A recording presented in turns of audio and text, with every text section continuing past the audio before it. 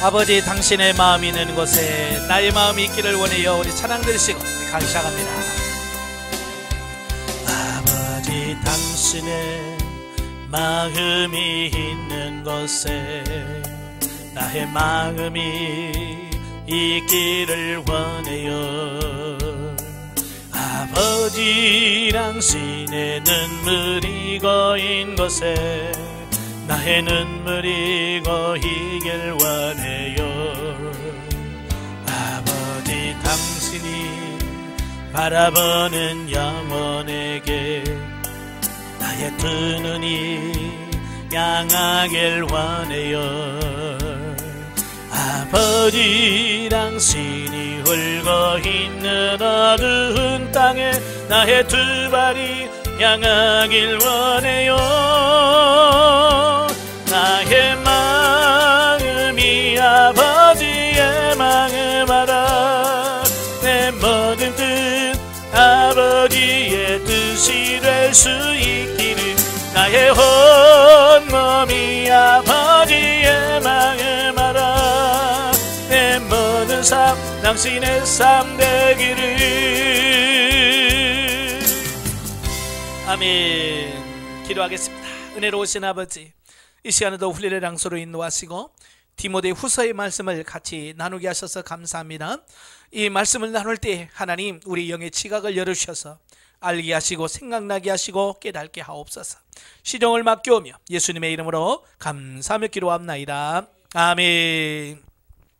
예, 교재 175페이지 보시면 디모데후서의 본문 이해가 나오게 되어지는데요. 1장은 이제 문안 인사와 디모데의 믿음에 대한 감사 및 격려가 나와요. 자, 1절과 2절이 이제 문안 인사에 대한 말씀인데요. 보면은 그 발신자와 수신자를 명기하고 바울이 사도권에 근거하여 디모데에게 축도를 함으로써 문안 인사를 하게 됩니다. 자, 여기서 수신자에 대하여 하나님과 그리스도로 말미암는 은혜와 긍휼과 평강이 있기를 축도하는 것은 신약 서신서에 나타나는 일종의 정형화된 문안 인사 양식입니다. 그러니까 당시에 편지를 쓸 때 그런 양식을 가지고 썼다는, 그걸 그대로 사용한 거죠. 한편 인사말에서 바울이 자신의 사도직을 강조하고 있는 것은 본문 이하에서 제시하고 있는 모든 목회 지침에 대한 사도적 권위를 밝힘과 동시에 디모데 역시 하나님의 부르심 가운데 바울과 같은 동일한 사역자가 되었음을 일깨워주기 위함이며 디모데에게 목회자로서의 사명감을 더욱 고취시키도록 위함이다. 주로 이제 사도권은 바울 자신의 사도권에 대해서 부정을 하거나 어떤 부인하는 교회에다가 편지를 쓸 때 하나님의 뜻으로 된 사도라고 하는, 자기가 사도라고 하는 그 사도권을 강조를 하거든요. 근데 디모데는 뭐 사도 바울의 사도권도 부정하는 것도 아니고, 참 신실한 사람인데도 불구하고 그에게 사도권을 강조했단 말이에요. 근데 디모데 전서에서 말씀드렸지만 사실 사도 바울과 디모데는 너무 친한 관계죠. 친아버지와 아들은 아니지만 영적으로 아버지와 아들 관계예요. 그래서 바울은 결혼 안 했잖아요. 결혼 안 해서 자식이 없어요. 그래서 이 디모데를 항상 자기 아들식으로, 그래서 믿음의 아들이라고 표현합니다. 물론 이제 히브리 사람들은 그 아들이라는 개념이 직접 내가 낳아서 낳은 아들도 있지만 보통 이제 내가 전도해서 내가 양육한 사람을 아들이라고 표현을 해요. 그러니까 이 디모데 같은 경우는 1차 전도 여행 때 그가 루스드라에서 바울로 인해서 복음을 받아들여요. 그래서 예수를 믿게 됐어요. 그러니까 사도 바울로부터 전도를 받았죠. 그러다가 2차 전도 여행을 떠나면서 그를 데리고 갑니다. 그래서 바울의 뒤를 따라다니면서 많이 배우게 되고 목회자로서의 훈련을 하는 그런 과정을 거치죠. 그러니까 어찌 보면 어렸을 때부터 늘 바울을 따라다니고 바울의 따라다니다 보니까 굉장히 친할 수밖에 없잖아요. 그러다 보면 사람이 친하면 그 사람의 말도 그냥 가볍게 받아들일 수 있습니다. 그죠? 여러분도 그러죠? 담임 목사님하고 너무 친하다 보면 담임 목사님이 담임 목사로서 얘기하는데도 그냥 그걸 농담으로 받아들여 버리는 경우도 있어요. 왜냐하면 너무 친하다 보니까. 예, 그러니까 그럴 때는 목사로서 이렇게 권면할 때 내가 목사인데요 라고 말하면 뭐 다 알지, 내가 목사인지 모르나? 그렇게 아니라 내가 지금 부탁하거나 이것은 친한 어떤 사이로 이야기하는 게 아니라 목사로서 정식으로 권면하는 거다라고 하는 어떤 그런 의미가 담겨져 있는 거예요. 그러니까 디모데는 그냥 늘 같이 다니는 사역자적인 입장에서가 아니라 어쩌면 사도로서 지금 권면하고 있는 어떤 이런 부분이겠죠. 그러니까 같은 목회자니까 목회자가 목회자에게 이야기하면 받아들일 수 있는 거죠. 그죠? 그러니까 디모데에게 그걸 잘 받아들일 수 있기 위해서 자기의 사도권을 강조하고 있는 이런 모습을 보게 됩니다. 자, 3절부터 18절까지 보면 디모데의 믿음에 대한 감사와 격려가 나오는데요. 자, 본서는 바울이 순교를 앞두고 쓴 최후의 서신으로 바울 자신이 복음 전파를 위해 참고 견디었던 수모와 박해를 돌아보면서 후계자인 믿음의 아들 디모데에게 최후의 권면을 주고자 본서를 기록했다라고 하는 겁니다. 그래서 유언적인 의미가 강하다고 그랬죠. 바울은 본격적인 교훈에 앞서서 먼저 디모데가 외할머니와 어머니로부터 이어받은 순수한 믿음을 간직하고 있는 것에 대하여 감사하였는데, 서론에서 말씀은 이건 굉장히 중요한 거예요. 그게 신앙의 연조, 내가 몇 년째 신앙생활 하는가, 또 몇 대째냐, 몇 대째 지금 신앙생활 하냐, 이건 굉장히 중요한 겁니다. 이건 무시 못하죠. 물론 다 그런 것만은 아니지만 부모가 믿고 변화된 사고와 가치관을 살 때에 자녀들에게 좋은 신앙의 모델이 될 수 있대. 그죠? 그러니까 왜 우리가 신앙이 3대 4대라고 하는데 별 볼 일 없는 믿음을 갖고 있는 사람이 있어요. 왜요? 부모가 변화되어서 변화된 가치관으로 자녀를 양육하고 했어야 되는데 그냥 교회만 다닐 뿐이지 이 사고와 가치관이 안 바뀌는 거야. 그죠? 그러니까 자녀들에게 좋은 영향을 끼치지 못한 거예요. 그러니까 자녀들이 좋은 걸 못 배웠잖아요. 그러니까 똑같이 또 자녀들에게 하니까 신앙이 아무리 길어도 변화된 모습이 없으면 계속해서 그런 신앙이 흘러갈 수밖에 없는 거예요. 그러니까 여러분도 마찬가지예요. 여러분들이 변화된 모습을 보여주고 새로워져야 여러분이 천국 가고 이스라엘 없을 때도 자녀들이 늘 부모를 통해서 봤던 것들을 기억하면서 그렇게 살려고 노력하는 거잖아요. 저희 어머니도 5년 전에 돌아가셨지만 저희 어머니는 늘 살아계실 때에도 늘 보면 성경 읽고 기도하는 게 저희 어머니의 삶이었어요. 물론 막 열심히 일하시고 이것도 진짜 지독하게 일하셨죠. 일 중독이라고. 86대까지 못 놓으셨어. 일을. 제발 좀 일 놓으시라고. 전국 갈 준비해야 되지 않냐고 그래도 야 그러면 이거 놀면 뭐하냐. 파티 그냥 노는 걸 못 보는 거야. 그러니까 끙끙 앓으시면서 하시는 거야. 그럼 막 우리는 막 명절 때 내려가면 막 그 넓은 밭에 그냥 다 심어놓고 어머니는 힘이 없어도 못 하시고 그러면 뭐 추석날이고 뭐가 없어요. 아침 밥 딱 먹고 예배 드리고 밥 먹으면 작업복 갈아입고 막 다 가서 뭐 깨고 코기고 뭐 다 해놓고 올라갈 때까지 그거 해놓고 올라가야 어머니가 그래도 좀 편안하니까. 그러고 살았어요. 근데 저희 어머님이 86세 되고 87세 될 때 야 이제 그만해야 되겠다. 그래서 스스로 본인이 원하셔서 요양병원에 가셨어요. 자식들이 큰 형님도 우리 집으로 오시라고 다 자기 집으로 오시라고 하는데도 저희 어머님이 요양원에 가시겠대요 스스로. 그래서 거기 가셔서 늘 하는 게 뭐냐면 기도하고 성경 보는 거예요. 늘 보는 게 성경. 그러니까 1년에 5동 6동을 하신다니까. 80 넘으신 분이 90이 다 되신 분이 돌아가실 때까지 1년에 5동 6동에 가서 보면 성경 아유 얼마나 읽으셨어? 금년에 나 벌써 5번 읽었다. 그래요. 돌아가실 때까지. 그래서 제가 성경 글씨 큰 거 사주시니까 하도 그냥 이렇게 하고 넘기잖아요. 젊을 때는 땀이 나니까 괜찮아요. 나이가 들면 이제 이게 연세가 들면 이게 안 나잖아요. 그러니까 항상 침을 흘려서 이렇게 넘기니까 그가 도톰해. 항상 그 침 잡히는데 도톰해.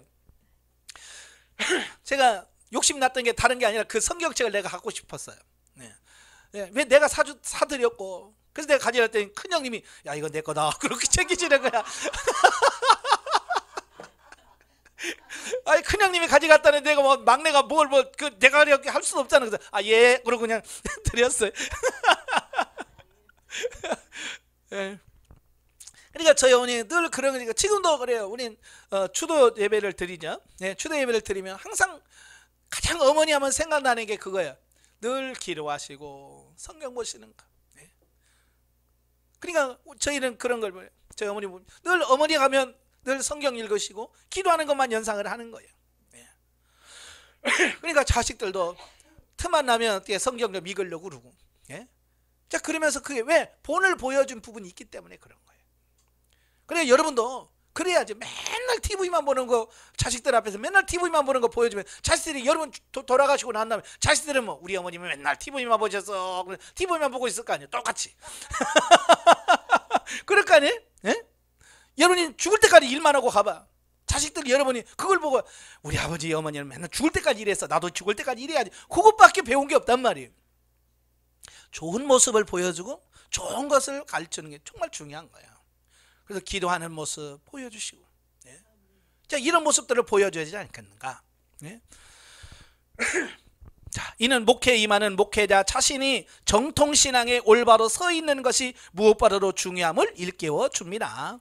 예. 그러니까 디모데가 그런 훌륭한 목회자가 될 수 있었던 것이 뭐예요? 어렸을 때부터 그의 외할머니와 어머니로부터 그런 신앙적인 교육이 잘 돼서, 예? 잘 체계가 잡혀 있으니까 그가 신앙생활가 편한 거예요. 그러니까 목회자들도 그래요. 그냥 어느 날 나이 들어가지고 갑자기 하나님 부름 받아서 신학교 간 사람들은 기본이 안 돼 있어. 기초 이게. 근데 어렸어요. 아예 그냥 모태신앙인 사람들은 그냥 삶 속에서 그게 어렸을 때부터 늘 그게 있었기 때문에 쉬워요. 네.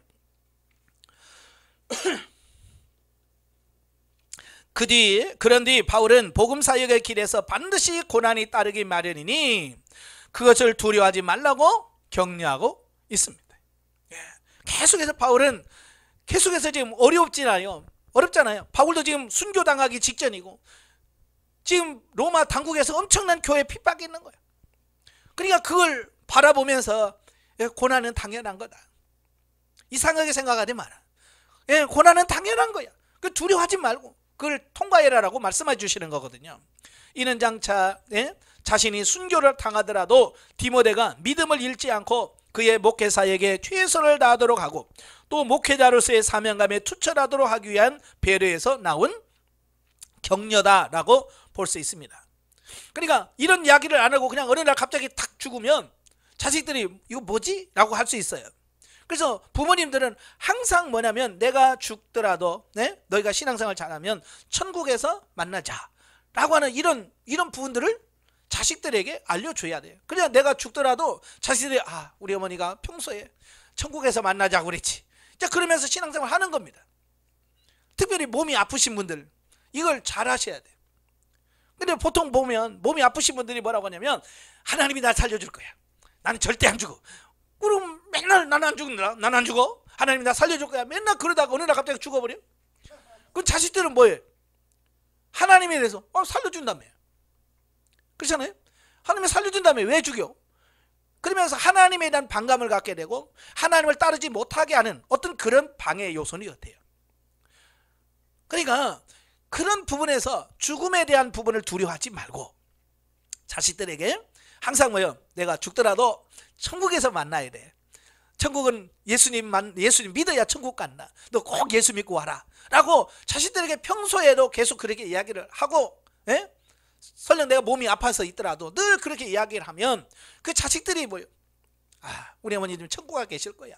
나도 어머니 뵈러 천국 가야지 라고 하는 그런 믿음이 필요한 거예요. 근데 아무런 준비도 없이 그냥 어느 날 갑자기 쑥 가버리니까 자식들이 하나님을 안 믿게 되고 자 그렇게 되어지는 거예요. 그래서 평소에 우리는 죽음을 두려워하지 말고 죽음 이유도 자꾸 얘기를 해줘야 돼요. 자식들에게. 자식들은 부모가 하나님인 줄 알아. 영생하는 줄 알아. 그렇잖아요. 자기 부모는 안 돌아가실 줄 알아. 저도 그랬으니까 저희 어머님은 뭐 안 죽으실 줄 알았어요. 안 돌아가실 줄 알았어요. 근데 돌아가시잖아요. 예, 영원히 살 수 있는 존재는 아니야. 언젠가는 가요. 근데 그런 부분에서 늘 죽음에 대한 부분까지도 자녀들에게 이야기를 했을 때 그 자손들이 하나님 신앙 잃지 않고 할 수 있는 거예요. 우리가 바울도 마찬가지예요. 야, 걱정하지 마. 나 안 죽어. 나 살아날 거야. 만약에 바울이 끝까지 그러면서 순교당해봐. 디모데가 뭐라고 할까요? 순교당하는 뭐지 이거? 하나님 살려준다고 그러는데 왜 죽어? 라고 하면서 그 순교에 대한 부분을 받아들이기 어려웠을 거예요. 그러나 바울은 그 부분에서 야, 나는 달려갈 길 다 마쳤어. 나는 가도 나는 의의 면류관이 준비되어 있어. 예? 너 고난받을 때 그 이상하게 생각하지 마. 그래서 그런 부분에 충분히 설명을 해주니까 바울이 순교를 당하고 죽어도 디모데는 아, 그렇구나. 예, 갇힌다고 진짜 가셨구나. 그래서 그걸 받아들일 수 있는 이런 장세가 되어지는 거예요. 아시겠죠? 그래서 평소에 이런 이야기를 하는 게 중요한 거예요. 그럼 자식들은 재수없게 왜 또 죽음 얘기를 해? 라고 말할 줄도 몰라. 왜? 그 죽음을 거부하려고 하는 어떤 그런 부분이 있으니까. 그럼에도 불구하고 그런 부분들은 자유롭게 나눌 수 있는 이런 부분들이 되셔야 돼요. 저는 집사람하고 둘이 앉아서 누가 먼저 죽을까?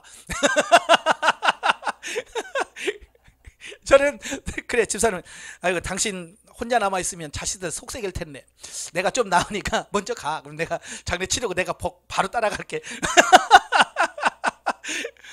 그래도 뭐 먼저 죽으라고 한다고 해서 네? 뭐 실망하거나 그러진 않아요. 그냥 우리는 웃으면서 얘기해요. 그렇게. 이는 천국에 대한 소망 이런 게 있기 때문에 그런 부분에서는 자연스러운 거예요. 뭐 죽는데 순서 있습니까? 없잖아요. 내가 먼저 갈지 집사람이 먼저 갈지 아무도 몰라. 그러나 그런 부분에서 서로 살아있을 때 이렇게 이야기를 해놔야 아유 먼저 가는 진짜 먼저 갔구나. 나도 때 되면 가겠지. 그래서 이런 부분이 안 되는데 그렇게 안 되면 제가 아는 목사님이 돌아가셨잖아요. 성 목사님. 네. 아무 말씀도 안 하시고 근데 갑자기 돌아가셔 버렸잖아요. 그러니까 남편 장로님이 그걸 못 잊으시는 거야. 1년 동안 맨날 사진 보면서 맨날 울고 딱 1년 만에 장로님이 돌아가셨잖아요. 그러니까 평소에 그런 죽음에 대한 이런 얘기 이런 이야기를 했더라고 한다면 아유 천국 가서 날 기다리고 있겠구나. 예.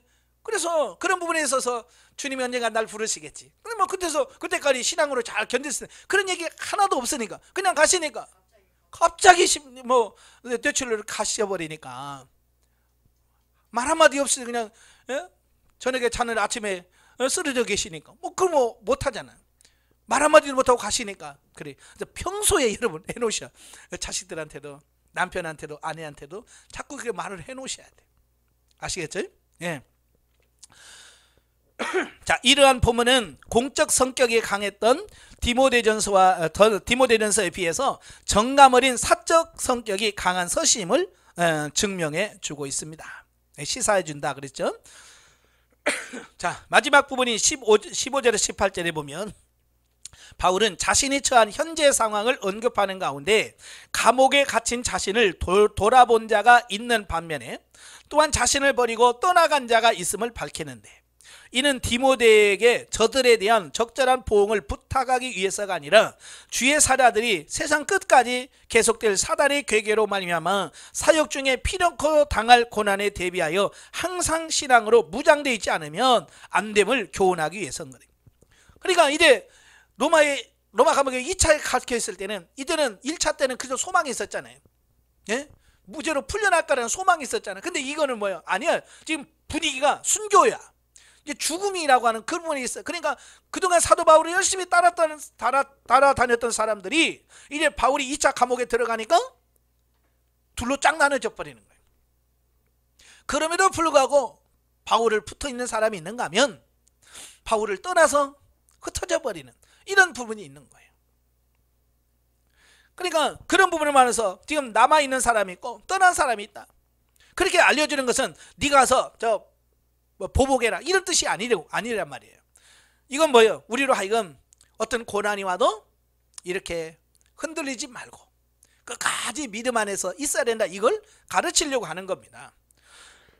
그러니까 이처럼 고난을 받을 때 우리 성도들의 신앙은 참 거짓 여부가 드러나게 되는 바, 조금도 방심하지 말고 경건을 연습하여 언제 어떤 상황 속에서도 넘어지 않는 신앙 자세를 우리 모두가 가져야 할 것이다. 그러니까 고난이는 우리의 참신앙과 거짓신앙을 구분할 수 있는 시험지와 같은 거예요. 그래서 고난 당해봐야 진짜인지 가짜인지가 나오는 거예요. 근데 평소에는 가짜가 진짜보다 더 진짜 같아. 그죠? 신앙도 마찬가지예요. 신앙도 가짜가 평소에는 진짜보다도 더 진짜같이 움직인단 말이에요. 그러니까 참 저 사람 믿음 좋아 라고 하는데 고난 딱 당해보면 확 드러나잖아요. 믿음이 없었던 것 같은 사람이 그냥 그 고난을 잘 이겨나가는 사람이 있는 거, 정말 믿음이 최고라고 했던 분이 그냥 넘어지는 것을 보잖아요. 예. 그 고난이 와봐야 진짜인지 가짜인지가 알 수 있는 거예요. 그러니까 평소에 바울을 막 따라다녔던 사람들, 바울이 감옥에 딱 들어가니까 그렇게 바울 최고라고 했던 사람들도 하나씩 둘씩 떠나가 버리잖아요. 그게 참 믿음이었을까요? 참 믿음이 아니었기 때문에 그러겠죠. 참 믿음이었다면 사도 바울이 죽는 그 순간까지 바울을 따라다니면서 바울이 전한 복음을 같이 전하면서 했어야죠. 여러분도 여러분의 믿음이 식어지지 않기를 위해서 기도하십시오. 참 저도 이렇게 큰 소리 치지만 저도 걱정해요. 만약에 나에게 똑같은 상황이 오면 나는 어떻게 할까? 그러잖아요. 정말 주기철 목사님처럼 감옥에 들어가서 손톱 뽑고 발톱 뽑고 막 이런 고난을 받을 때, 고문을 받을 때 과연 하나님을 부인하지 않고 신앙을 지킬 수 있을까? 그게 늘 고민인 거야. 내 힘으로는 안 되겠죠. 성령님이 도우시고 하나님이 도우시면 그것도 가능할 거예요. 그러니까 나는 할 수 있어가 아니에요. 저도 사실은 자신 없어요, 지금도. 그러나 그 자신이 없기 때문에 하나님 앞에 기도하는 겁니다. 솔직히 난 자신 없습니다. 하나님이 도와주셔야 됩니다. 하나님이 힘주셔야 됩니다. 그래서 하나님을 더 의지할 수밖에 없는 거고요. 하나님의 성령님이 도우시면 나는 할 수 있습니다 라고 고백하는 거예요. 여러분들 자만심에서 나는 아니야 그러지 마시고요. 다 보면 큰 소리 친 사람이 다 넘어가. 사도 베드로가 그러잖아요. 다 버릴지라도 나는 절대로 주님 안 버립니다. 나는 감옥에 갈 곳 죽을 각오로 다 돼 있습니다. 제일 먼저 나 모르는디 그랬죠. 그러니까 큰 소리 치는 사람이 제일 그래. 여기서 지금 큰 소리 치는 저밖에 없는데 저만 조심하면 돼.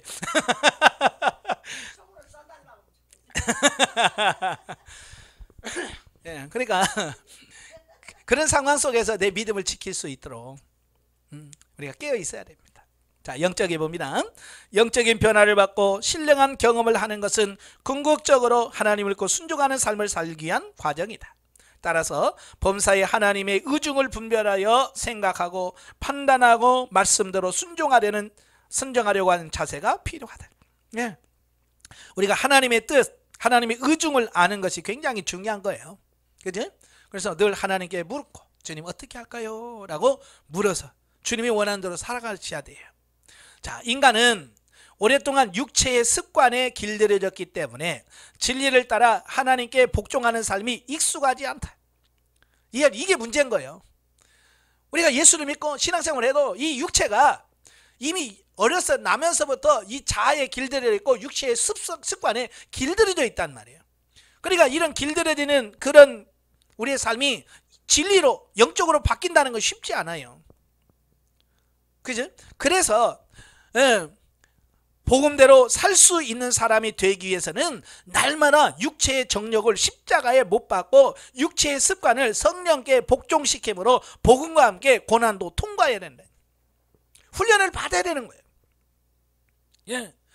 가끔 보면 군인들이 막 힘들게 훈련하는 걸 보면 부모님들은 아이고 한스럽게 왜 이렇게 힘들게 훈련시켜, 그냥 잘 먹이고 그냥 잘 자게 만들면 좋을걸 그러잖아요. 그래가지고 어떻게 군인이 돼? 그렇잖아요. 군대 갔는데 일어날 시간 알아서 일어나라 그러고 막 7시간 8시간 해도 난 집에서 9시까지 왔어요. 자면 군인이 어떻게 해야 돼? 그잖아요. 그러니까 군대는 그렇게 하면 안 돼. 그냥 무조건 강제로 깨우는 거야. 다르시면 기상나파 불고 일어나 기상 그래서 막 이렇고 그렇게 함으로써 어렸을 때부터 가정에서 가져왔던 습관들이 깨지는 거야. 그러니까 아무리 늦잠 잤을 사람도 군대 가면 아무리 늦어도 새벽 6시면 일어나야 돼. 기상시간 6시니까 일어나야 돼. 그래서 바뀌어지는 거예요. 예. 그러니까 그런 훈련을 시키려고 수없이 훈련을 시키는 겁니다. 그러니까 그걸 모르면 부모님들은 안쓰럽기만 해. 그냥 자식들 안쓰러워. 왜 밤중에 깨워? 자게 놔두지. 그렇잖아요. 예? 저도 저도 신병원에서도 제일로 귀찮은 게 빵빠라라고 있어요. 예. 그게 뭐냐면 밤중에 자다가 팬티만 입고 운동장에 집합하는 거야. 그걸 빵빠라라고 그래. 그러니까 자다 보면 몇 시인지 모를 시계도 없으니까 그냥 호루라기 불고 팬티만 입고 옥상 연매장 집합 그래요. 그러면 자다가 막 몇 시인지도 모르고 일어나서 쫙 서 있어요. 예. 그러면 줄줄이 자러 그래서 가요. 밤중에 막 가다 보면 막 앞에서 막 파도가 쳐. 파도가 치면 보통 이제 물에서 제자리 서도 해야 되는데 제자리 서도 안 해. 그럼 뭐요? 들어가라는 거야. 자다가 일어나서 물속에 들어가는 거예요. 절복. 처음에는 막 안 들어가려고. 예? 제자리 서 했겠지. 근데 물이 왔는데 서라고 안 하니까 뭐야 그러고 자꾸 밀려. 그러니까 양가 불가 그러는 거예요. 그러면 들어가는 거예요. 들어가면 잠수 그래요. 잠수 그래요. 그냥 물속에 푹 들어가. 그러면 나오죠. 나오면 머리 검사합니다. 머리 젖었나 안 젖었나. 안 젖었는 빠져. 더 나와. 꿰부리면 죽어요. 그래서 그 머리 안 젖은 놈만 들어가서 물속에 계속 들어갔다 나왔다 해. 그걸 통해서 뭐냐면 요령 피우지 말라는 거예요. 그냥 우리가 보면 그냥 좀 봐주면 어떡하나. 자, 그렇지만 군인들이 자꾸 요령 피우고 자기 생각대로 살면 어떻게 군인이 돼요. 그러니까 내 생각을 완전히 빼버리는 거야. 내가 머리 굴려서 이렇게 하면 되겠네. 그게 빼버리는 거야. 그냥 오직 명령에 죽고 사는 사람 만들어버리는 거예요. 그러니까 잠수 그러면 푹 들어가야 돼 그냥. 그래서 자기 습관을 끊는 거예요. 하나님이 왜 예수를 믿는데 왜 자꾸 고난 주시느냐. 그와 같은 거예요. 육체의 습관 길들여 있는 것을 바꾸려고 하다 보니까 고난을 줄 수밖에 없더라 그 말이에요. 그래서 고난에 감사하셔야 돼요.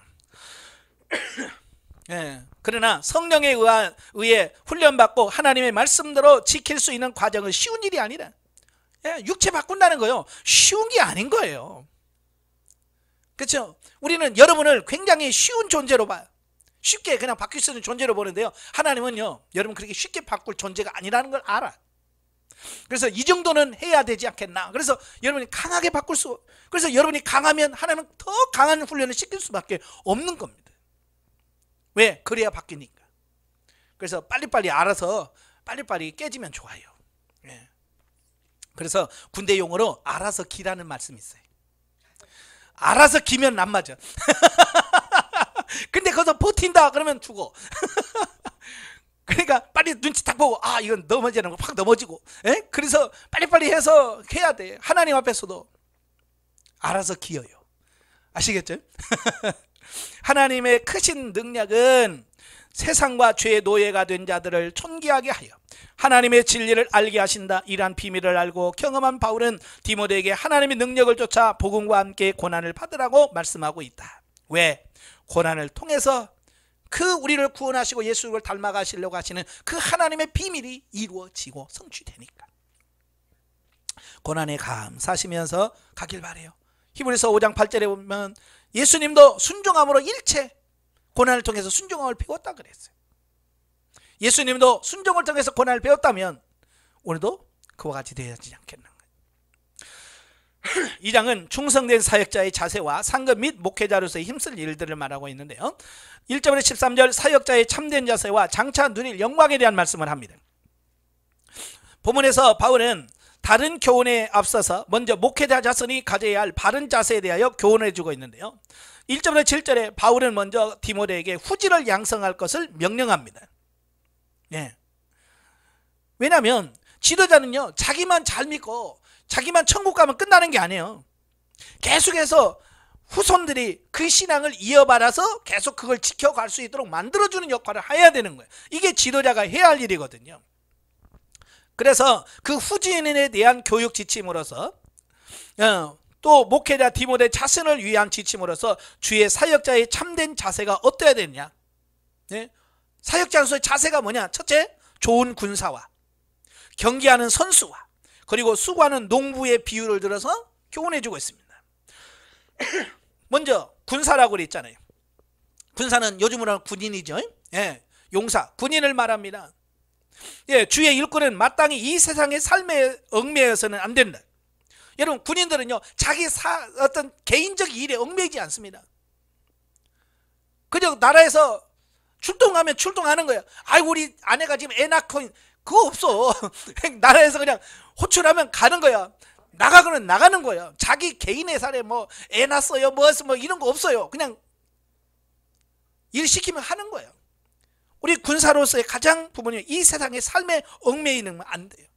그러니까 군대 가면 자기 개인의 삶에 얽매이지 않도록 되어 있어요. 먹고 사는 거, 먹는 거 신경 안 써서 다 군인이 해줍니다. 옷 다 줍니다. 신발 다 줘요. 하여간 뭐 다 주면서 그런 거 생각하지 않고 오직 나라를 위해서 일하기만 하게 하시는 거예요.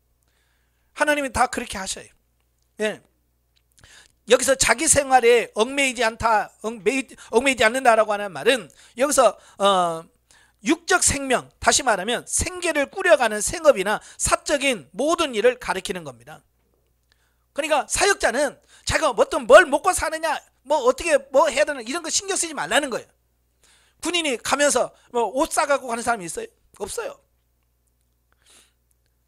저는 처음에 군대 갈 때, 군대 가면 뭐 팬티나 이런 거 사갖고 가야 되는 줄 알았어요. 근데 아무것도 안 갖고 가. 그냥 몸만 가면 돼. 살 거 없어. 다 줘. 팬티부터 시작해가지고 바지 뭐 다 줘. 겨울이면 추우면 추운 겨울옷까지 다 줘요. 그러니까 아무것도 필요 없어. 하나님의 사역자는 하나님께서 다 채워주셔요. 그런 부분이 필요한 거예요. 그래서 또 오직 하나님의 나라 확장을 위해 주의 명령만을 쫓는 자가 되어야 함을 비유하고 있습니다. 그죠? 군인은 명령에 살고 명령에 죽는 거예요. 하나님께서 가라시면 가는 거고 설하시면 서는 겁니다. 이게 좋은 군사로서의 자세예요. 그 다음에 두 번째가 뭐냐? 경기하는 자예요. 경기하는 자는 뭐냐? 마땅히 주께서 명하신 진리의 말씀을 따라서 살아야 할 주의 사역자의 자세를 말씀해 주고 있습니다. 이런 운동하는 경기 선수들은요, 뭐냐면 그 경기만에 정해진 룰이 있어요. 규칙이 있습니다. 그래서 그 규칙대로 해야 승리가 인정이 되는 거야. 만약에 그 규칙을 어기면 1등을 했어도 탈락이 됩니다. 가끔 보면 경기 그러잖아요. 스피드 스케이트 우리나라에서 잘하잖아요. 그죠? 치고 1등 나왔는데도 불구하고 그 다 모니터링을 하잖아요. 그래서 반칙을 행하거나 뭐라면 탈락, 1등 탈락. 그래서 2등이 금메달 따고 이렇게 올라가잖아요. 규칙을 지켜야 돼. 운동선수들은 규칙을 어기면 안 돼. 규칙은 뭐야? 하나님의 말씀인 거예요. 그래서 하나님의 말씀대로 해야 돼요. 그래서 선수들은 그 규칙을 철저하게 암송을 하고 알고 있어야 돼. 그래야 자격 지킬 수 있으니까. 우리가 하나님의 일도 마찬가지예요. 성경을 알아야, 말씀을 알아야 그 말씀대로 할 거 아니에요. 말씀을 모르니까 자기 생각대로 하는 거 아니에요. 그 다음에 부단한 노력과 훈련이 필요하다는 거예요. 운동선수들은 그냥 늦잠 자자고 그냥 가만히 있다가 운동 나가는 선수가 없습니다. 우리가 일반인들이 상상할 수 없는 훈련들을 해요. 여러분이 잘 때 그 사람들은 운동합니다. 그래서 철저하게 훈련을 시키시는 겁니다. 그때 당시 고린도 교회는 2년마다 올림픽 같은 경기가 있습니다. 이스티미안이라고. 그러면 그들은 그때 운동선수로 나간 사람들은 최소한 6개월 동안은 합숙훈련합니다. 훈련소에 들어가서 6개월 동안 정말로 훈련해야 그 경기에 출전할 수 있어요. 그러니까 운동선수는 그냥 가는 게 아니에요. 철저하게 훈련 받아야 해요. 그 다음에 농부이죠. 자, 농부는 사역의 결실을 맺기까지 끝까지 부지런함으로 행하여야 할 주의 사역자의 자세를 비유하고 있습니다. 다시 말하면 농부는 뭐야? 열심히 일해. 수고죠. 그다음에 열매가 맺을 때까지 뭐 해야 돼요? 인내해야 돼요. 그냥 오늘 심었다고 바로 열매 맺는 게 아니에요. 이게 다 열매 맺는 기간이 다 있습니다. 예? 배추도 김장도 그냥 뭐 컸다고 되는 게 아니잖아요. 60일 배추, 90일 배추 다 있잖아요. 그래서 그 날짜를 채워야 돼. 그러니까 그 날짜까지는 아무리 급해도 기다렸다가 그 날짜가 되어야 그걸 따서 김장도 하고 다 하는 거지. 그냥 아무렇게나 하는 게 아니에요. 다 기한이 있어요. 그래서 인내해야 돼. 그 인내만 합니까? 오랫동안 어때요? 심어야 되죠. 여름에는 그 무더위를 견뎌야 되죠. 예? 저 여운이 옛날 농사질 때 하면서 야, 이 곡식들은 농부의 발자국 소리를 듣고 자란단다. 그래. 예, 그냥 이 식물들이 그냥 자라는 게 아니라 농부가 얼마나 빨리 와서 김 매주고 부지런히 왔다 갔다 하는 그 농부의 소리를 듣고 얘가 자란다는 거야. 그러니까 게으르면 안 단다는 거야 이게.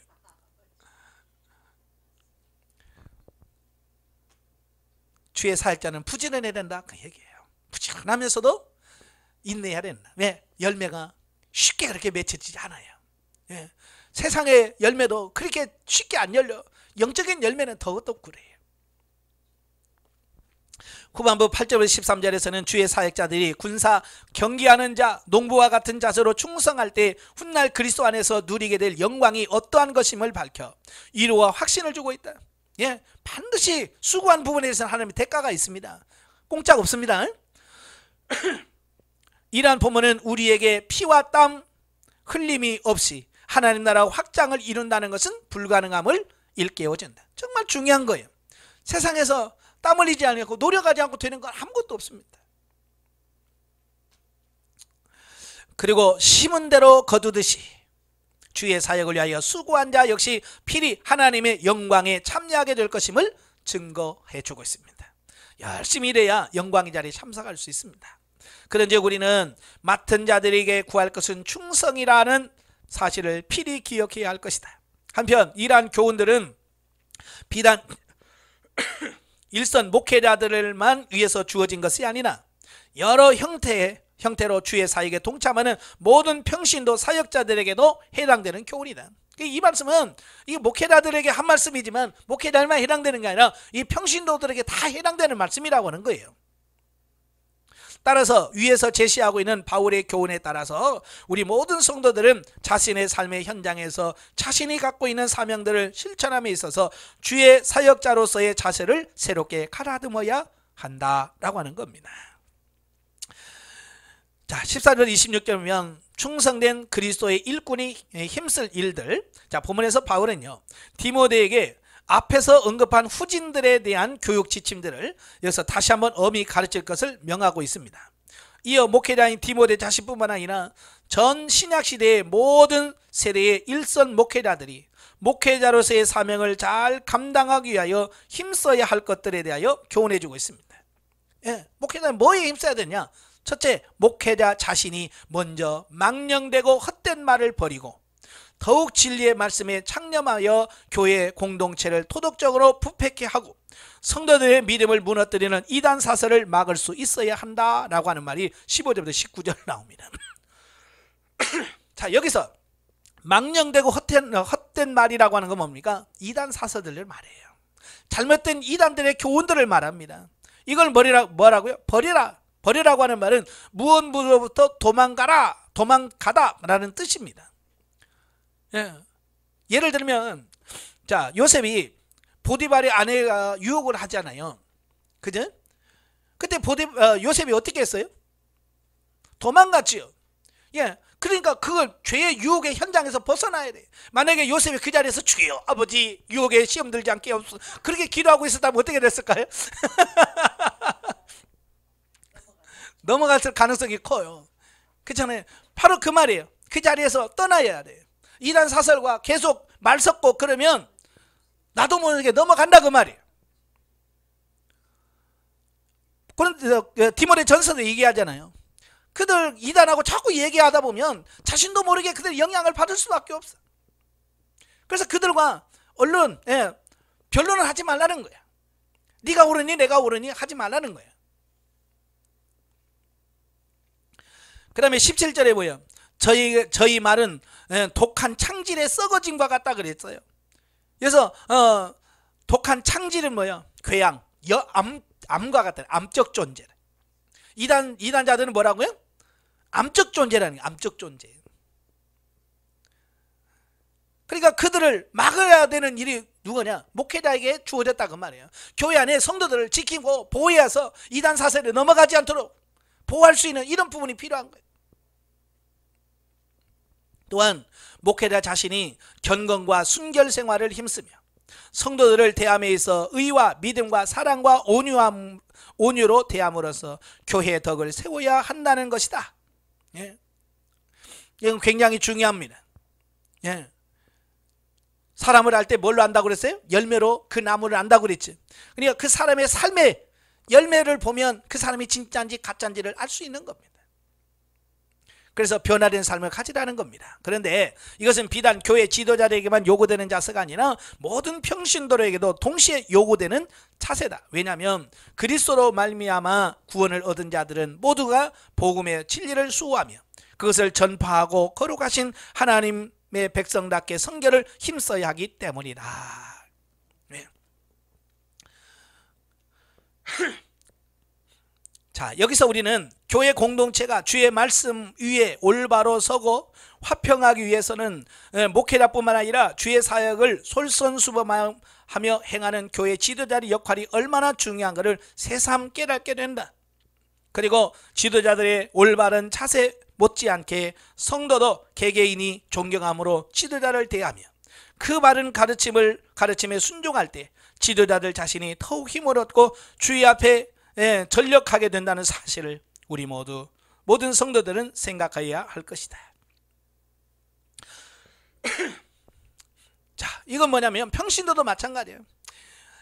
우리가 예배를 드리다 뭐 하든지 예배를 드릴 때도 그래요. 목사님 알아서 다 하세요. 은혜도 다 끼치시고요. 그러시면 안 돼요. 여러분 자신도 예배자가 돼야 되잖아요. 그렇잖아요. 찬송할 때 같이 마음을 다해서 찬송을 하고, 기도할 때 마음을 거기서 같이 해서 기도하고, 말씀을 들을 때 그 말씀을 하나님의 말씀으로 받고, 이런 게 되어야 목회자가 힘을 내서 일하지.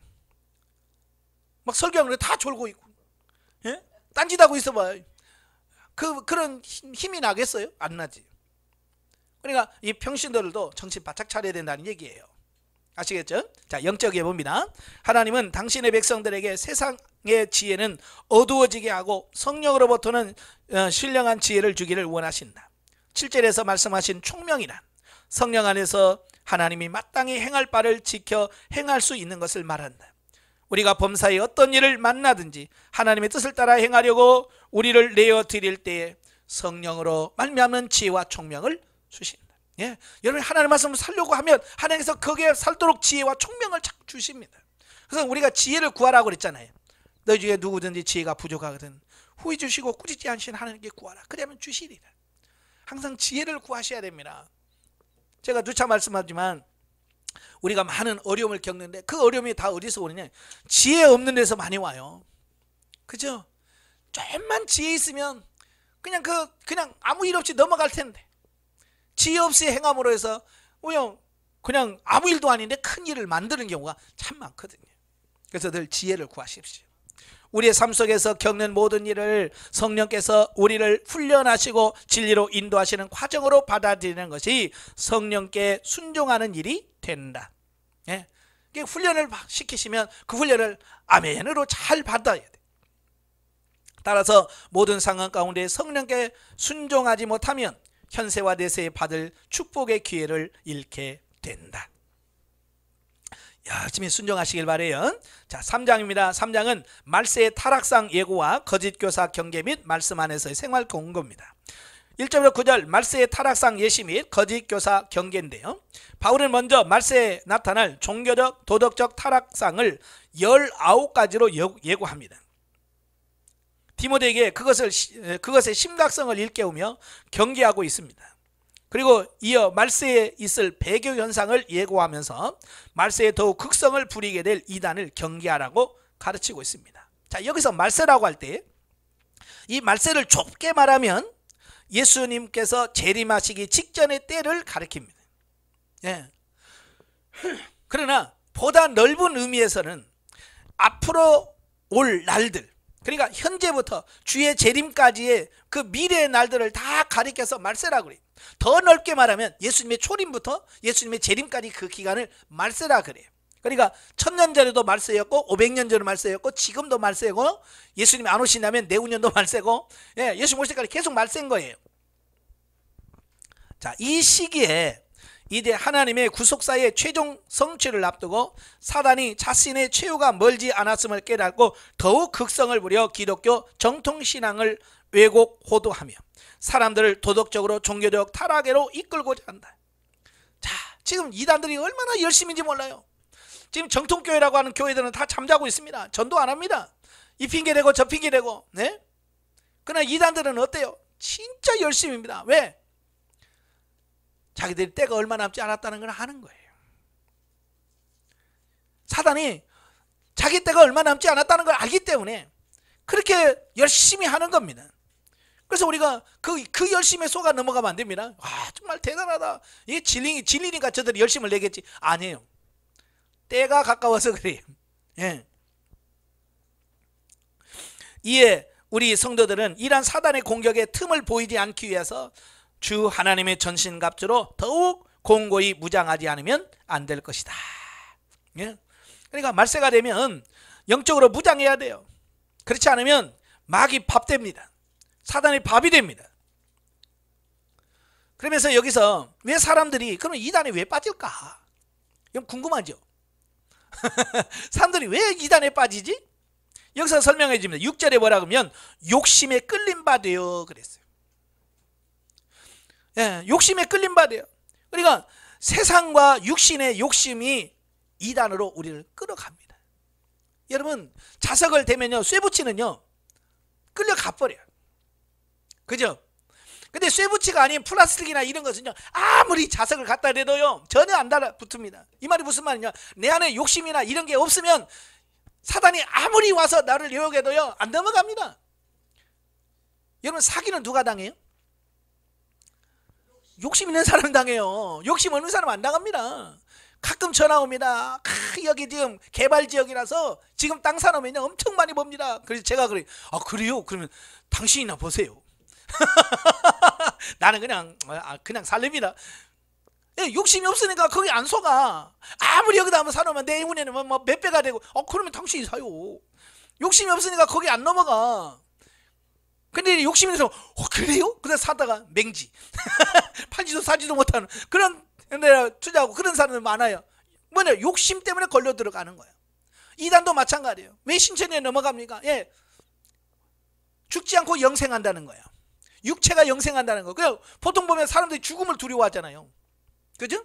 죽음을 두려워. 근데 신천지에 가면 육체가 죽지 않고 영생한다는 거야. 그러니까 사람들이 너무 좋아. 그렇잖아요. 안 죽고 영원히 산다니까. 그래서 넘어가는 거예요. 그 욕심 없어봐요. 여러분한테 육체 영생 얘기하면 여러분 어때요? 씨알데기 없는 소리 하지 말아요. 어디 안 죽어? 다 한 번 죽는 건 사람이 정하신 거지. 우리는 그게 없기 때문에 안 속아. 근데 그들 죽음을 평소에 두려워했던 사람들은 그래 진짜야? 이렇게 넘어간다면 욕심으로 넘어가는. 그래서 이단에 빠진 사람은 욕심에 끌린다. 두 번째는 뭐냐? 7절에 항상 배우나 진리 지식에 이르지 못한다는 겁니다. 예, 그러니까 배우는 것도 조심해야 돼요. 어디에서 누구에게 무엇을 배우느냐 굉장히 중요한 겁니다. 신천지에 가는 사람 누가 가요? 배우고 싶은 사람들, 알고 싶어 하는 사람들, 그러니까 성경에 대해서 궁금한 사람들, 이 사람들이 넘어가요. 그러니까 평소에 성경 좀 배우고 싶은데, 성경 공부 좀 하고 싶은데 라고 했는데 이거 공짜로 해준대. 근데 또 선교사가 와서 해준대. 그러니까 그러고 넘어가 버리는 거예요. 그러니까 그런 걸 잘 분별하셔야 돼요. 사실 주의 약속은 불변하니 그리스도께서는 하늘로 올라가신 것처럼 언젠가 반드시 재림할 것이다. 예, 예수님의 재림은 반드시 있습니다. 왜? 하나님의 약속은 불변하지. 그죠? 변하지 않습니다. 그리고 이제는 그때가 그리 멀지 않았다는 사실을 우리는 주께서 예고하신 종말적인 현상들을 통해서 충분히 감지하고 있습니다.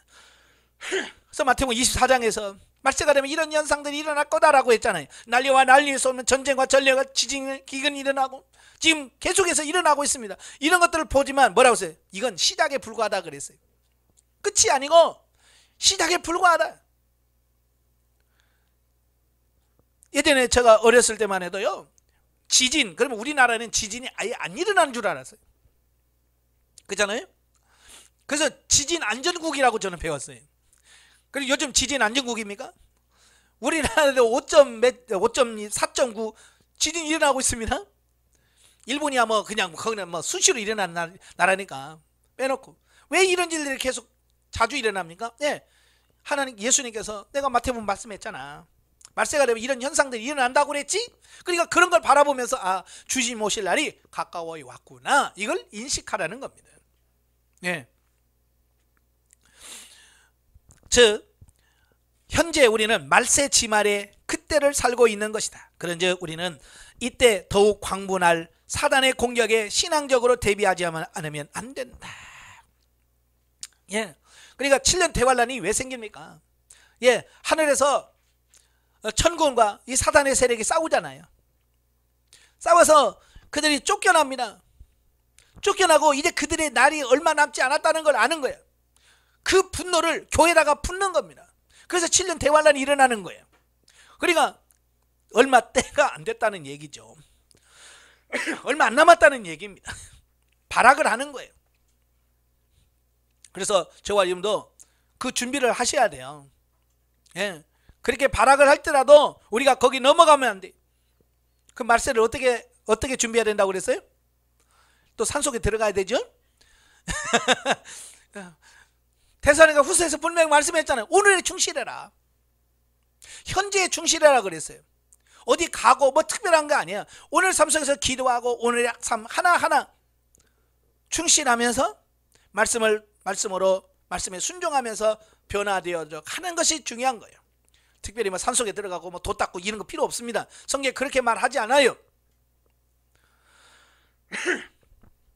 10절부터 17절까지 보면 성도에게 필연적으로 임하는 핍박과 말씀 안에서의 생활 권고.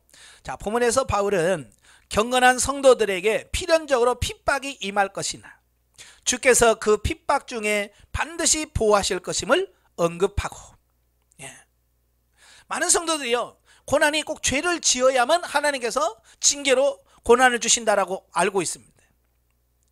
그래서 하나님만 잘 믿으면 형통할 거라고 믿어요. 여러분도 그렇게 알았죠? 예? 하나님만 잘 믿으면 아무 만사형통하리라. 그래서 맨날 만사형통하리라 그 전을 부르면서 아무 일 없기를 구하죠. 근데 문제가 생겨. 그러니까 시험 드는 거야. 왜? 만사형통한다며. 왜 문제가 생기지? 자, 그러는 거예요. 성경에요, 하나님 잘 믿으면 만사형통한다는 말이 있어요, 없어요? 없어요. 오늘 본문에도 그러잖아. 예수 잘 믿으면 필연적으로 핍박이 온다, 고난이 온다. 예수를 잘못 믿어서 고난이 오는 게 아니에요. 죄를 지어서 고난, 물론 죄로 인해서 고난 오기도 합니다. 그러나 꼭 죄 때문에 고난 오는 것은 아니에요. 그래서 이러한 핍박에 대처하여 승리의 삶을 살기 위해서 모든 성도는 모름지기 하나님의 성경 말씀에 창념해서 배우고 확실한 일에 거하라고 교훈하고 있습니다. 그러니까 이런 사실을 말씀을 통해서 아는 사람은 고난이 와도 맞구나, 경건한 사람에게 이런 핍박이 온다니 진짜 오네. 말씀을 아는 사람들은요, 그것 때문에 넘어지지 않아요. 그죠? 그런데 만사형통한 맨날 생각하고 만사형통하리라 했던 사람은 왜 어려워? 왜 힘들어? 그러면서 무너지는 거예요. 그래서 성경을 바르게 아는 게 중요한 거예요. 그러니까 성도들이 좋아하는 말들을 하는 게 좋은 설교가 아니에요. 예, 성도들 좋아하는 건 맨날 뭐 복받고 축복받는 거, 뭐 성도들 좋아하죠. 근데 그게 과연 성도를 살리는 건가? 성도를 살리지 못하고. 예. 그래서 여러분 성경을 제대로 아셔야 돼요. 아시겠죠? 사실 어두움이 빛을 싫어하듯이 배후에서 사단이 조종하고 있는 이 세상은요, 예수 그리스도를 미워하여 핍박하고 저를 십자가에 못 박기까지 하였다. 그와 동일한 맥락에서 사단은 또 예수를 믿고 따르는 성도들을 미워하며 핍박을 합니다. 그러므로 성도들은 자신이 이 세상에서 핍박당하는 것을 이상히 여기거나 두려워해서는 안 된다. 예, 우리가 핍박받을 때 이상한 일 당하는 것처럼 없어야 될 일이 마치 생기는 것처럼 생각하지 말라는 거예요. 우리는 당연하게 밥 안 먹으면 배고픈 것처럼. 여러분, 밥 안 먹는데 배고픈 게 이상한 겁니까? 정상이잖아요. 그건 당연한 거예요. 안 먹으니까 배고프니까, 안 먹으니까 배고프지. 당연한 거예요. 내가 예수 믿는데 고난 온다? 당연한 거야. 그게 당연하다고 생각을 해야 돼요. 그리고 두려워해서는 안 돼. 오히려 그러한 핍박받을 때에 자신도 예수님과 같은 길을 가고 있다는 자부심을 가지고 기꺼이 자기 십자가를 지고 가는 자가 되어야 합니다. 예? 예수님 분명히 말씀은 아버지니 나를 따라오고 그는 자기를 부인하고 자기 십자가를 지고 나를 따라야 된다 그랬잖아요. 예. 근데 십자가를 버리고 가면 안 돼. 지고 가셔야 돼. 우리가 성경적으로 하면 어찌 보면 고난이 오는 게 이상한 게 아니고 내가 예수를 잘 믿는데 고난이 없는 게 문제인 거예요. 아시겠죠? 어때요? 고난이 있어요, 없어요? 고난이 있다는 것은 내가 제대로 지금 예수님을 따라간다는 얘기고, 아무 일도 없다는 것은, 예? 내가 지금 이거 주님을 제대로 따르고 있는 건가? 의심해 봐야 될 문제예요. 그냥 보통 사람이 가지고 있는 사고 가치관 반대예요. 그걸 잘 깨달으셔야 돼요. 아시겠죠? 한편 성도들이 핍박을 이기기 위하여 싸워야 할 싸움은 혈과 육에 대한 것이 아니요 정사와 권세와 이 어두움의 세상 주관자들과 하늘에 있는 악한 영들에 대한 영적 싸움이라는 사실을 깨달아야 한다 그랬어요. 예, 우리의 싸움은 혈과 육의 싸움이 분명히 아니라고 그랬어요. 지금도 마찬가지예요. 그런데 오늘날 많은 사람들이요, 지금 싸웁니다. 열심히 싸우는데 누구하고 싸워요? 악한 영들과 싸우는 게 아니야. 사랑해라고 붙이는 부부끼리 막 살고, 사내 못 사니 도장 찍네 마네 그러고 있고, 예? 부모와 자식끼리 싸우고, 성도와 성도끼리 싸우고, 또 심지어는 막 성도와 목회자끼리 서로 싸우고. 이건 싸움의 대상을 잘못 고른 거예요. 잘못 찾은 거예요. 지금 거기하고 싸우라고 말하고 있지 않아요. 우리는 혈과 육의 싸움이 아니라 세상 권세 잡은, 공중 권세 잡은 악한 영들과의 영적 싸움이라는 걸 우리가 아셔야 돼요. 지금까지 혹시 사람들과 싸웠다면 그 싸움 끝내셔야 돼요. 아시겠죠? 부부간에 싸웠다면 그 빨리 끝내야 돼요. 휴전협정 하시고요, 정전협정 하십시오. 오늘부터 당신하고 싸우지 않겠소 하고. 예. 즉 성도들에 대한 사단의 궁극적인 공격 목표는 단지 육적으로 이 세상에서 고통받게 하는 것이 아니라 그 영혼이 실족하여 구원받지 못하도록 하는 것이다. 그죠? 마귀는 단지 그냥 육체를 좀 괴롭히는 게 목적이 아니야. 결국 우리로 하여금 하나님을 떠나서 우리 영혼이 구원받지 못하게 하는 게 목적이에요. 아시겠죠? 그래서 어쨌든 이러면 시험 들어서 예수 못 믿게 하고 교회 안 나가게 만들고 그러는 거예요. 근데 그 교회 못 나가게 하는 가장 잘할 사역할 사람이 누구예요? 부부간에. 그죠? 부부싸움하면 나 교회 안 가. 아니 그게 뭐 대수라고. 그게 뭐 벼슬이라고. 꼭 싸우면 나 교회 안 가. 아, 누구를 위해서 교회 가는데.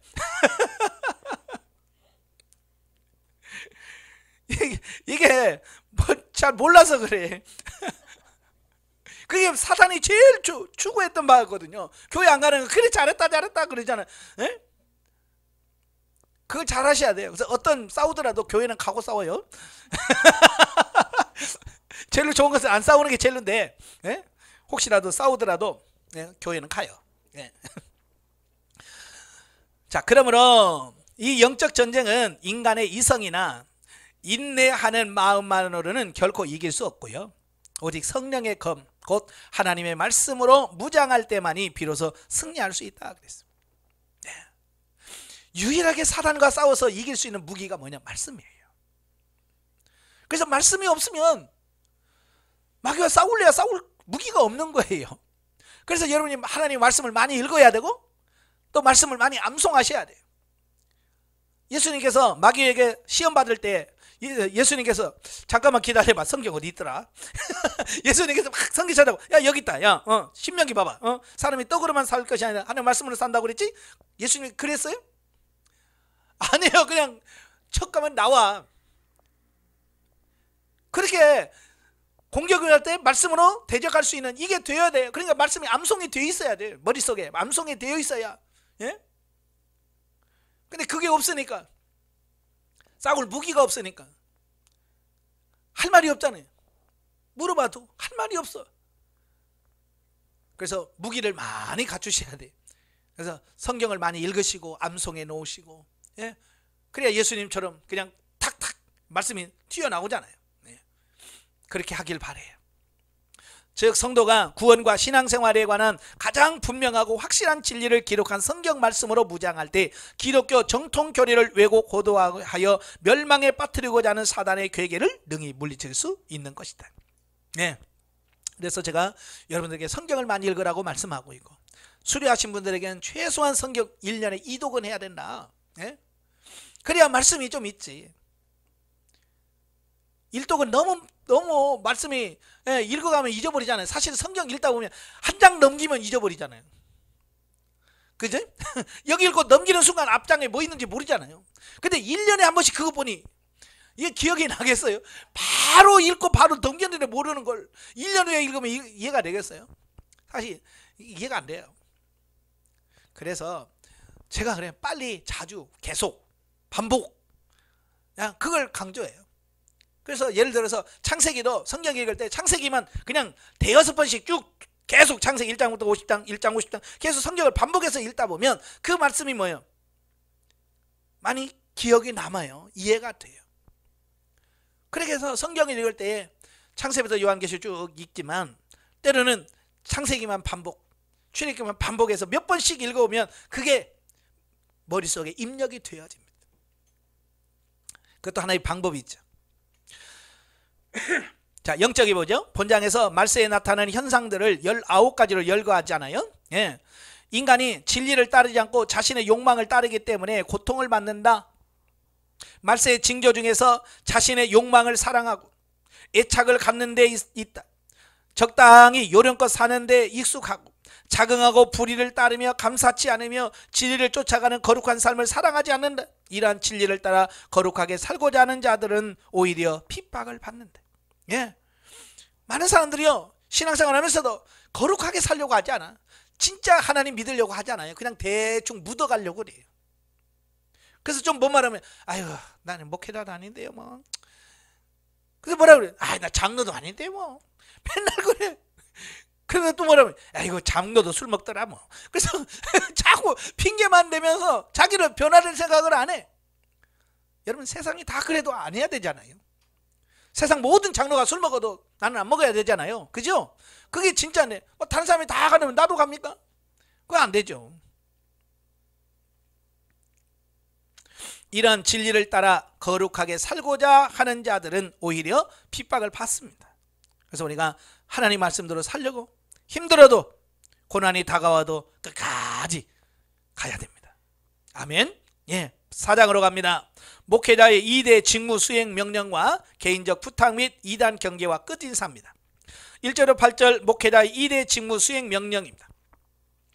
보면은 바울이 현재 로마 당국에 의해서 체포당해서 2차로 로마 감옥에 갇힌 중에서 본서를 쓰면서 자신의 석방을 예견했던 1차 투옥 때와는 달리 자신의 죽음을 예견하면서 자신의 후계자인 디모데에게 목회자의 직무 수행 자세에 대하여 유언적 명령을 내리고 있습니다. 네.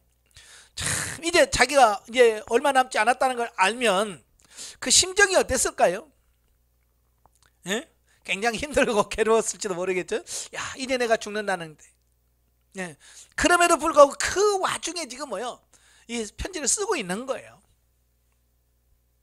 그래서 그 편지 내용이 보면 1절과 2절에서는 바울이 디모데에게 목회자의 2대 직무로서 첫째 복음 전파와 두 번째 성도에 대한 신앙 교육 직무를 힘써 수행한다. 이 두 가지.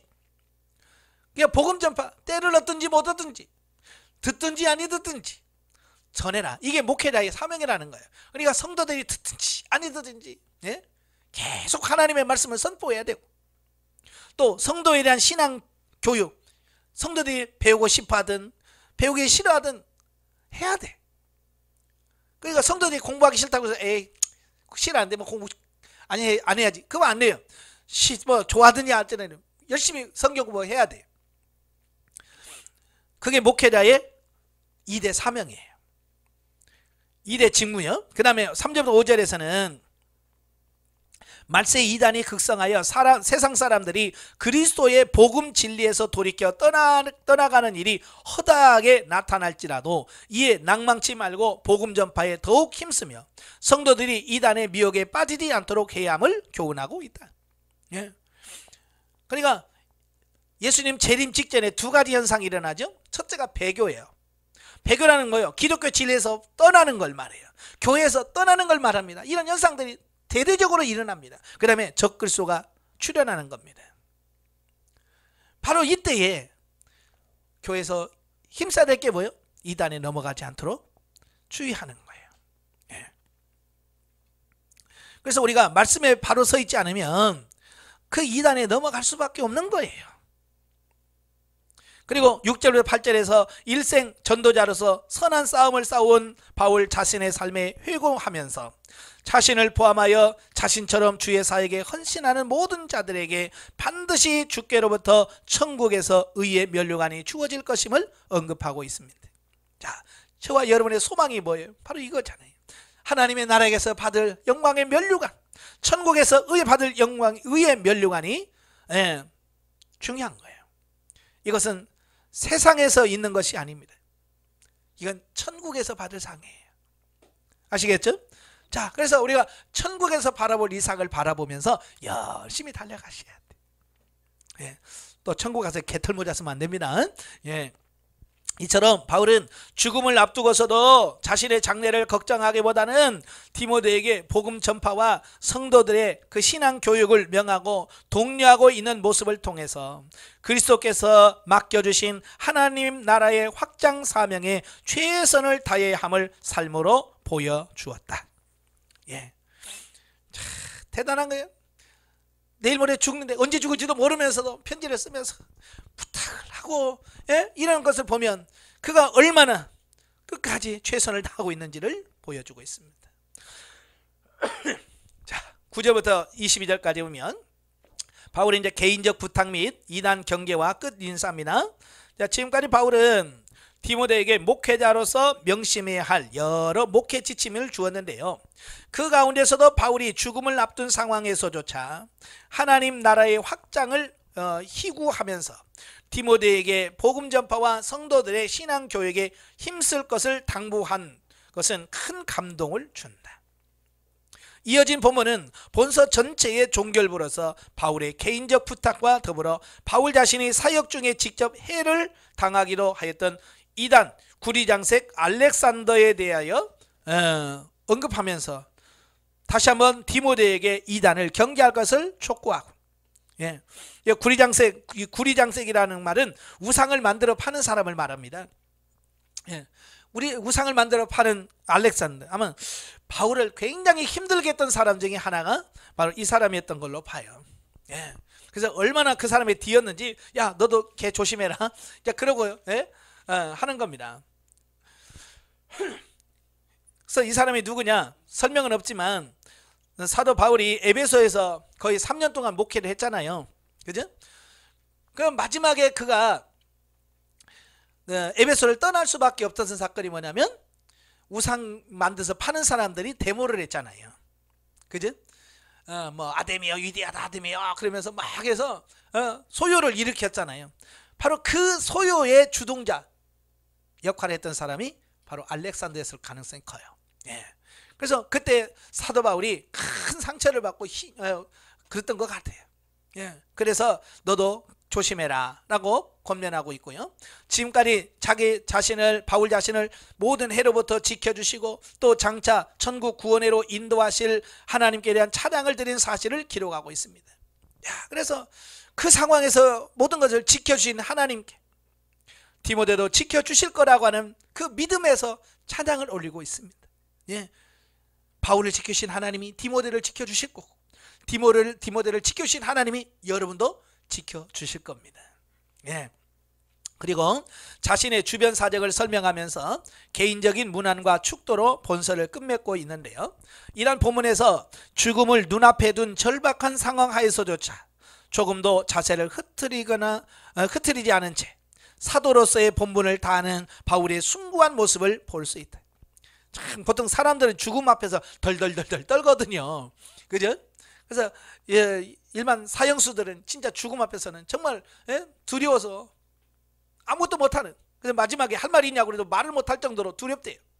그런데도 지금 바울은 언제 죽을지 모르는 그 사형수지만 이렇게 구구절절히 성경을 쓰고 기록하고 있는 이런 모습을 보면서 정말 대단하다라고 볼 수 있고요.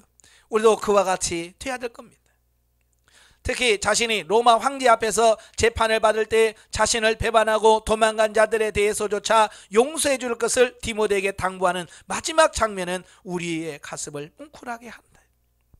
참 사람은요, 배신당하는 것처럼 아픈 게 없어요. 그냥 참 배신당하는 것처럼 충격이 없습니다. 사랑했는데 배신당해봐요. 정말 그 상처가 큽니다. 그렇게 사도 바울을 다 따라줬던 사람도 막상 사도 바울이 붙잡혀서 로마 황제에게 재판을 받는데 아무도 그 옆에서 아닙니다 라고 증명해 줄 사람이 없고 다 도망가는 거야. 왜? 자기도 혹시라도 죽을까 봐. 근데 바울은 아무에게도 그를 탓하거나 그에게 대해서 용서해 줄 것을 디모데에게 말씀하고 있습니다. 이는 바울이 주의 말씀을 다른 사람들에게 전파할 뿐만 아니라 그 말씀대로 스스로 실천한 위대한 복음의 일꾼이었음을 증거해 줍니다. 참, 용서해 주는 게 쉽지 않아요. 그죠? 용서해라 말은 쉽지만 내가 실제로 용서하기는 어려워요. 바울은 실제로 사랑을 얘기하고 사랑을 베풀고 용서를 하잖아요. 이게 진짜 믿음이라고 하는 거예요. 그리고 이제 죽음을 눈앞에 두고도 최후의 일순간까지도 하나님 나라의 확장을 위한 사역에 전념해 줄 것을 당부하면서 주변의 동역자들을 세밀하고도 다감스럽게 돌아보면서 문안하는 바울의 숭고한 모습은 실로 우리 모든 성도의 귀감이로서 길이길이 가슴속에 새겨야 할 참된 주의 일꾼의 모습이 아닐 수 없다. 자, 영적에 봅니다. 내가 어려움을 당할 때 때를 얻든지 못 얻든지 전하라는 말씀을 지키기가 어렵다. 그렇죠? 내가 어려울 때 그 말을 순종하기 어려워. 성도는 목회자의 책망을 달게 들을 수 있어야 하며 목회자는 아무 꺼리낌 없이 책망과 권면을 할 수 있어야 된다. 어쩌면 목회자와 성도는 이런 관계가 돼야 돼요. 어떤 말을 해도 성도들은 그 말을 받아들일 수 있는 준비가 돼 있어야 되고, 또 목회자는 정말 진리의 말씀을 언제든지 전할 수 있는 이런 부분이 돼야 되는. 지금 성도는 안 들으려고 하고 또 목회자는 성도들 눈치 보고 그러니까 제대로 이게 안 되어지는 거예요. 진리의 말씀이 선포되질 못해. 사실은 성도들이 들을 준비가 있어야 말씀을 전하지. 그렇잖아요. 들을 준비가 안 되네 계속 전하기도 정말 쉬운 게 아니에요. 여러분처럼 이렇게 막 눈 동그랗고 사모하는 마음으로 이렇게 들어야 전할 맛이 나지. 귀 딱 막고 있는데 그 전해봐요. 안 되죠. 그래서 성도들은 들을 준비가 되어 있어야 되고 목회자들은 그들에게 진리의 말씀을 전할 준비가 되어 있어야 돼. 3절에서 사욕이란 말이 나오는데요. 이 사욕이란 육체와 마음이 원하는 것을 말합니다. 이 사욕을 따르다 보면 믿음에서 떠나게 되고 들을 귀가 어두워져서 바른 교훈을 패쳐가게 됩니다. 욕심이 생기면 제대로도 이 말도 잘 안 들립니다. 참 그 신기한 게 뭐냐면 똑같은 제가 가서 설교를 하는데도요, 사욕 있는 사람은요 그 말을 희한하게 받아들여. 자기에 맞게끔 이렇게 깨달아요. 참 신기해요. 난 그거 보면 대단해. 나는 영적인 이야기를 했는데 그들은 영적인 걸 육적으로 바꿔. 나는 영적인 형통을 얘기했는데 그들은 육적인 형통으로 받아들여. 나는 영혼이 치료된 걸 얘기했는데 그들은 육신의 치료를 얘기를 해. 왜냐하면 그들의 사욕 때문에 그 말씀까지도 자기에게 맞게끔 이렇게 바꿔서 받아들여요. 참 그 신기해요. 자, 그래서 이 사욕을 내려놓는다는 게 얼마나 중요한가. 그리고 4절의 말씀은 하나님이 우리를 훈련시키는 방편이 고난이기 때문에 성도들의 삶은 진리의 말씀대로 훈련받는다는 입장에서 기꺼이 고난을 감내하라는 의미다. 그랬습니다. 자, 고난에 감사하시길 바래요. 고난이 축복입니다. 고난은 뭐냐? 변장된 축복입니다. 축복된 변장의 축복이 고난이에요. 그러니까 고난을 받으면서 우리는 고난으로 보지 말고 고난을 축복으로 보라 그 말이에요.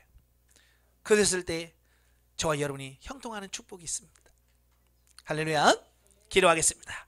은혜로우신 아버지, 오늘 디모데후서의 말씀을 봅니다.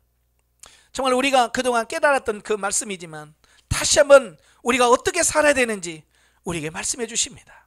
그 말씀 붙들고 승리하는 우리가 되어지게 하시고 말씀의 진리에 굳게 서는 우리가 되어지게 하옵소서. 예수님의 이름으로 감사하며 기도합나이다. 아멘. 하나님께 드립니다.